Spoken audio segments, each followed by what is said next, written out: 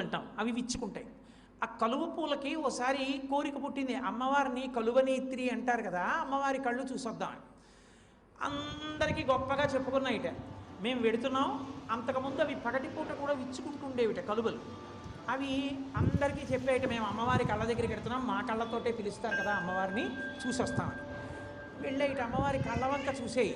అయ్య బాబోయ్, ఆ తల్లి కళ్ళ అందం ఎక్కువ, ఆవిడ కళ్ళెక్కడా, మన బతుకెక్కడా, ఏదో మన పేరు పెట్టి ఉపమానం వేశారు కానీ ఆవిడ కళ్ళకి మనకి సాపత్యమా, సిగ్గుపడి తిరిగి వచ్చేయట.